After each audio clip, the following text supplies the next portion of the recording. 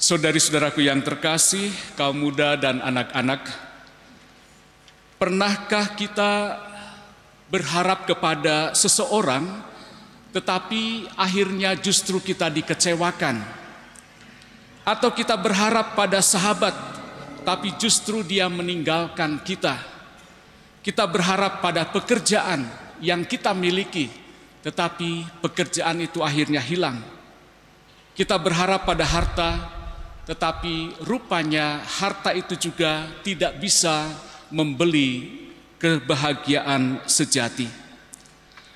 Hari ini Tuhan mengingatkan kita melalui Nabi Yeremia, terkutuklah orang yang mengandalkan manusia, tetapi diberkatilah orang yang mengandalkan Tuhan.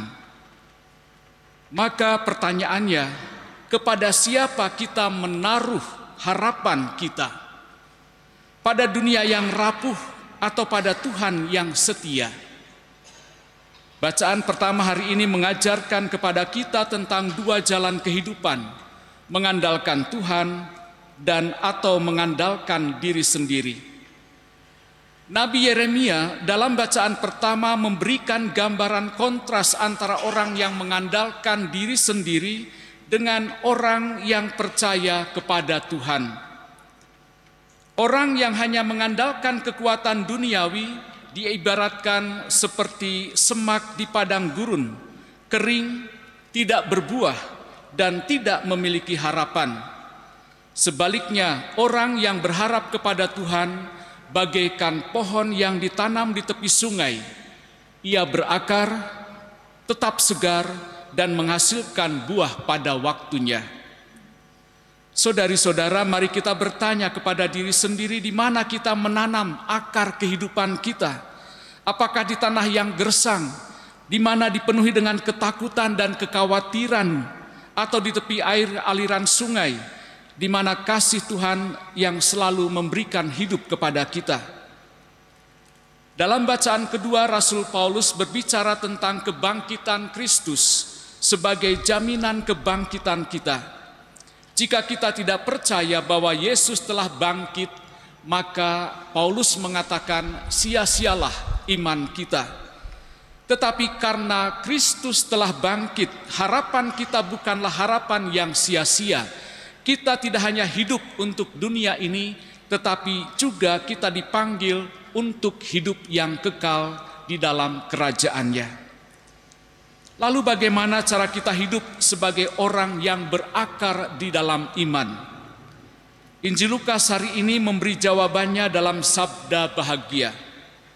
Yesus mengajarkan bahwa kebahagiaan sejati bukan berasal dari kekayaan, kesuksesan, atau pujian dunia, melainkan dari sikap rendah hati, yang lapar dan haus akan kebenaran, yang menangis karena dosa, yang berani menghadapi penolakan karena Kristus. Yesus dalam bagian ini mengajarkan suatu paradoks tentang kerajaan Allah, di mana nilai-nilai dunia dibalik. Orang yang dianggap tidak beruntung oleh dunia justru disebut berbahagia, sementara mereka yang tampaknya sukses justru diperingatkan akan suatu kehidupan yang tidak bahagia. Kebalikan dari sabda bahagia, Yesus memberikan 4 peringatan dengan mengatakan celakalah. Yang pertama ditujukan kepada orang kaya, karena mereka sudah mendapatkan penghiburan di dunia dan tidak mencari harta sejati dalam Tuhan. Yang kedua, orang yang kenyang sekarang ini, karena mereka akan lapar di kehidupan yang akan datang. Lalu yang ketiga, orang yang tertawa sekarang, karena mereka akan berduka cita. Orang yang dipuji semua orang, itu adalah kelompok yang keempat, karena itu mereka mengikuti jalan dunia dan bukan jalan Tuhan. Saudari-saudaraku yang terkasih, peringatan tersebut ditujukan bagi orang yang terlalu terpaku pada kenyamanan dunia hingga melupakan Tuhan dan sesama. Peringatan ini bukan berarti semua orang kaya pasti celaka. Banyak orang kaya yang baik, banyak orang kaya yang murah hati. Artinya karena dia sendiri atau yang bersangkutan juga mengandalkan Tuhan dalam hidupnya. Pernah ketika saya bertugas di satu paroki, ada keluarga yang kebetulan keluarga itu saya yang membaptisnya, satu keluarga ada 5 orang. Keluarga berada dan si ibu sangat rajin mengikuti Legio Maria. Legio Maria itu ada tugas kunjungan umat. Dan kunjungan ini umumnya memang kepada orang-orang yang sakit, orang-orang yang lama tidak ke gereja, orang-orang yang sungguh membutuhkan perhatian. Setiap kali kunjungan, ibu ini selalu mengatakan, aduh saya tuh gelisah katanya. Karena saya mampu untuk memberi, saya bisa untuk memberi, tetapi saya tidak boleh untuk memberi. Entah uang ataupun apapun. Karena itu aturan dalam Legio Maria, memang agak unik ini. Jadi hanya berkunjung, mendoakan atau berbicara satu dengan yang lain. Tidak boleh memberikan materi sesuatu. Lalu ibu ini mengatakan kepada saya, Pastor, saya titip ATM kepada Pastor. Siapapun yang menurut Pastor perlu dibantu, tolong kasih tahu kepada saya. Kalau kurang akan saya masukkan, akan saya transfer. Dan saya menggunakan keprihatinan ibu ini, kegelisahan ibu ini. Setiap kali saya berjumpa dengan orang yang sungguh betul membutuhkan, saya sampaikan. Termasuk ada anak-anak yang mau sekolah tetapi orang tuanya tidak mampu, ada yang sakit, ada yang butuh modal dan segala macam, saya sampaikan. Itu luar biasa. Tetapi ATM itu saya serahkan kembali ketika saya pindah ke tempat yang lain. Maka saudara-saudaraku yang terkasih, di sini Yesus juga tidak mengatakan bahwa kaya itu salah. Tetapi jika kekayaan menjauhkan kita dari Tuhan, kekayaan itu menjauhkan kita dari sesama, kita akhirnya menjadi orang-orang yang jauh dan tidak menghadirkan kasih Tuhan itu sendiri. Dan dengan sendirinya itu akan menjadi bahaya bagi keselamatan kita. Orang yang kaya banyak yang baik. Orang yang kaya juga banyak yang sungguh memiliki kepedulian. Tetapi tentu saja peringatan-peringatan ini ya untuk mengingatkan kita semua supaya kita tidak terlena di dalam kehidupan yang sedang kita jalani. Orang yang dikatakan tertawa atau kenyang, ya, mungkin juga karena tertawa mentertawakan orang-orang yang baik. Mungkin ada orang yang mentertawakan kita saat ini ketika kita sedang bersekutu di sini, merayakan ibadat yang agung ini. Buat apa ke gereja? Buat apa berdoa? Ngapain? Gak ada Tuhan. Yang penting kerja baik dan segala macamnya.